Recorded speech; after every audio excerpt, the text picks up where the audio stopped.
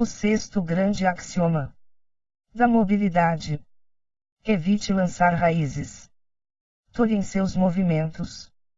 No léxico das modernas teorias sobre sanidade mental, o desarraigamento está na mesma categoria das preocupações.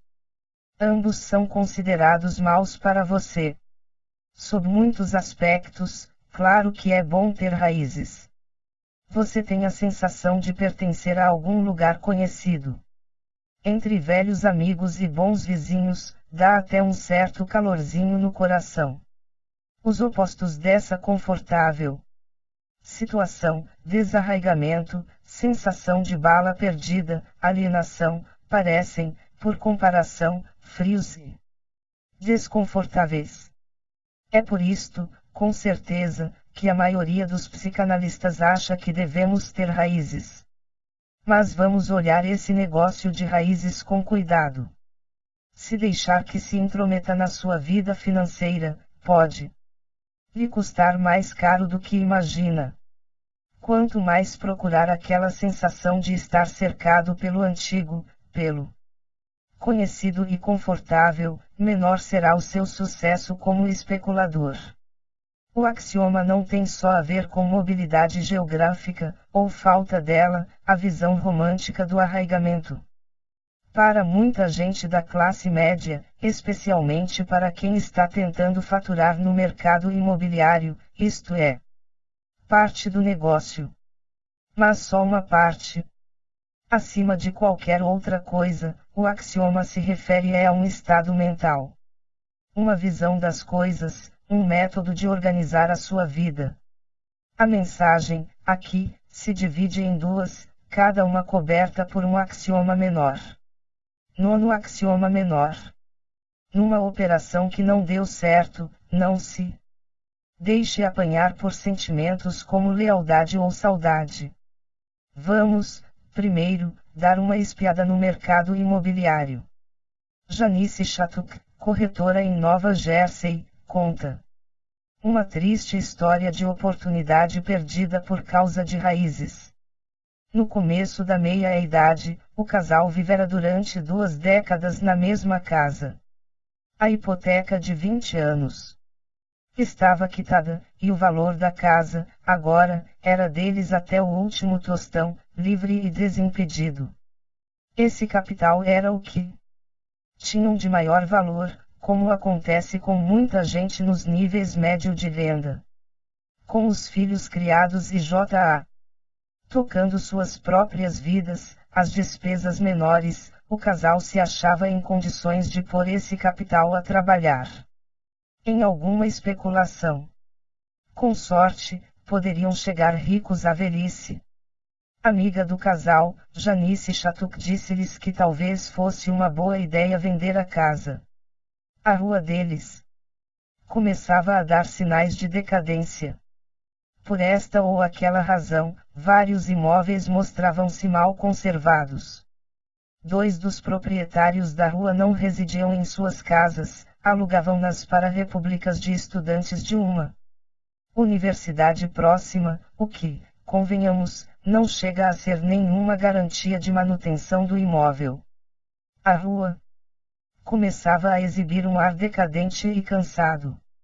A senhora Shattuck chegou a dizer aos seus amigos que talvez tivesse um comprador para a casa.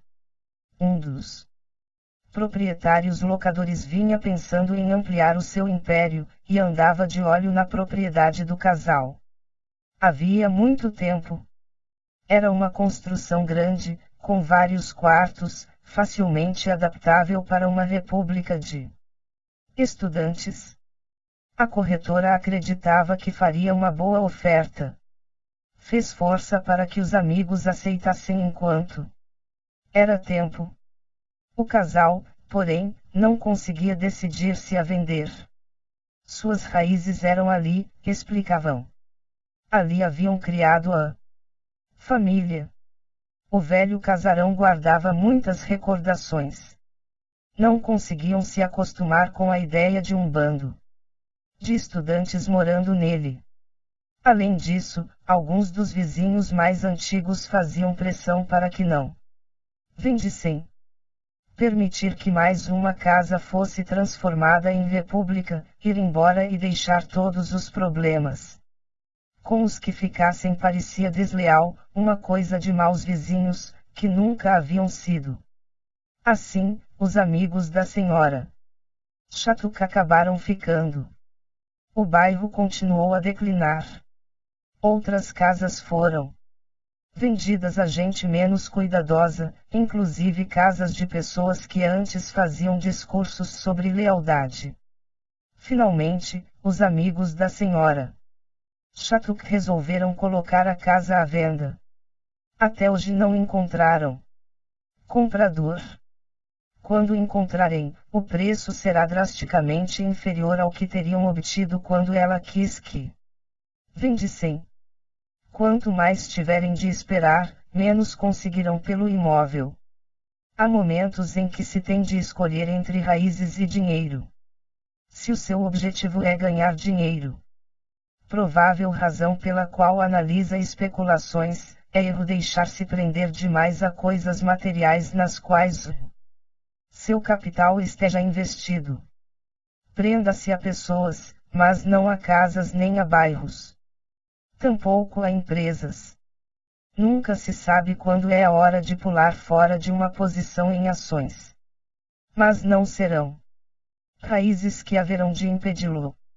Franklin conheceu um sujeito que era mecânico-chefe de uma pequena indústria. Ao longo dos anos, acumulara uma boa quantidade de ações ordinárias e preferenciais da empresa. Houvera tempo em que a empresa prosperara, e suas ações tinham estado altas. Não durara muito, porém. Estava agora em sérias. Page 38. Dificuldades devido a mudanças no mercado, especialmente em razão da chegada de alguns impiedosos competidores japoneses. Os dados gerais do problema eram de conhecimento público, e o valor das ações caía a olhos vistos. O mecânico, porém, achava que os problemas eram ainda maiores do que se pensava. Comparando os produtos da sua empresa com os dos concorrentes japoneses, encontrou substancial diferença de qualidade. Os produtos japoneses, apesar de mais baratos, eram superiores. O nosso mecânico não via jeito de superar o duplo problema que a sua firma enfrentava. Estava convencido de que, cedo ou tarde, a concorrência a mataria. Deveria ter vendido suas ações, mas as raízes o impediram. Cultivava uma confusão de sentimentos em relação à companhiazinha. Esses sentimentos eram acentuados mais ainda, por discursos do presidente e do principal executivo, na linha de só os ratos abandonam o navio. Ambos eram grandes acionistas.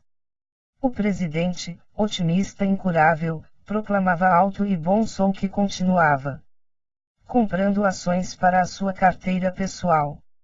Achava importante fazê-lo, uma vez que os regulamentos da Comissão de Valores Mobiliários e da Bolsa de Valores obrigavam-no a tornar público o volume da sua participação acionária, logo se saberia se ele saísse vendendo.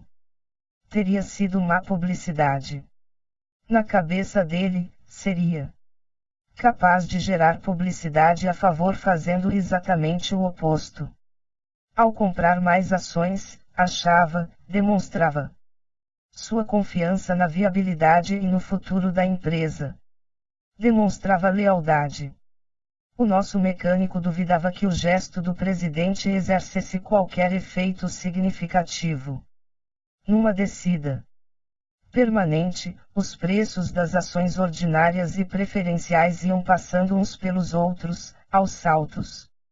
O moral dos empregados e dos acionistas estava lá embaixo, e continuava caindo. Hora de dar o fora. O mecânico, porém, não conseguia mover-se, e uma das razões era o gesto de lealdade do presidente.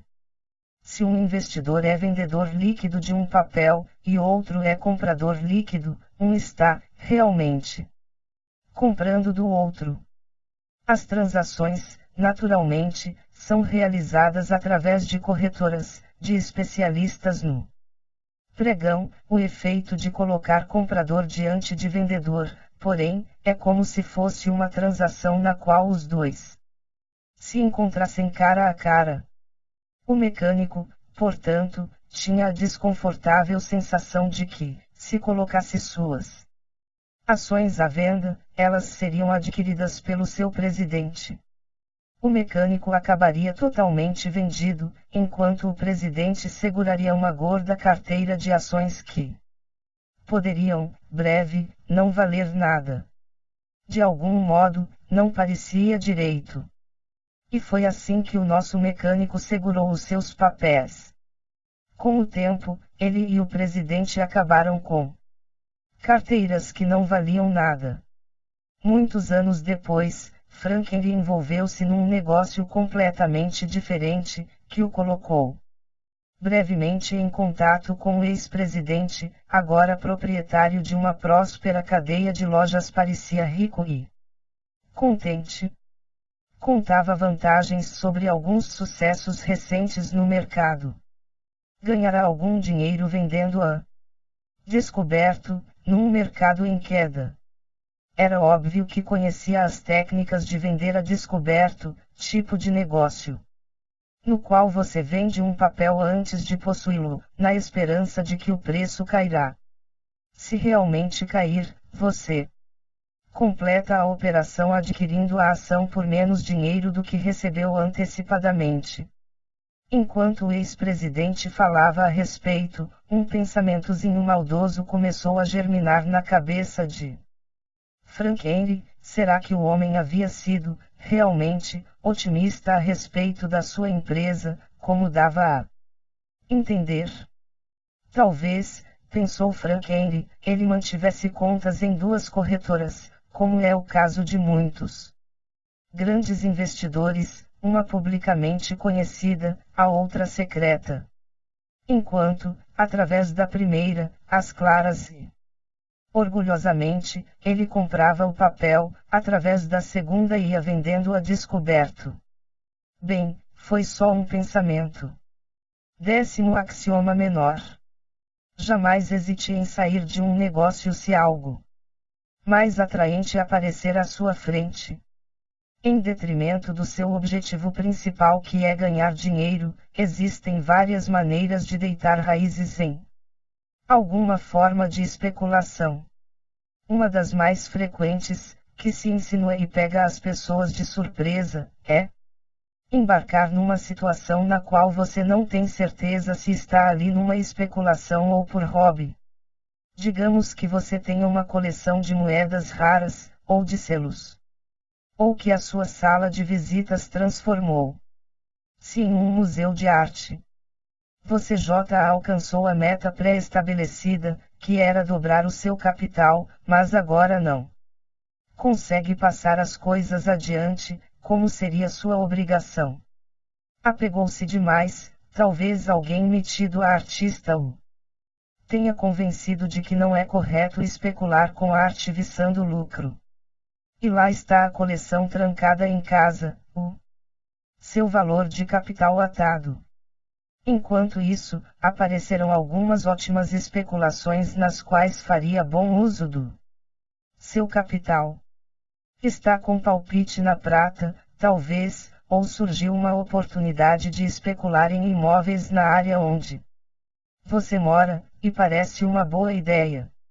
O que fazer? Você tem de decidir se é ou não especulador. Jamais se apegue a coisas, somente a pessoas. Apegar-se a coisas prejudica a sua mobilidade, a sua capacidade de mover-se rapidamente quando as circunstâncias exigem. Tendo lançado raízes, a sua eficiência de especulador diminui demais. Page 39. Outra maneira comum de deitar raízes é deixar-se envolver numa situação na qual fica esperando que algo dê resultados.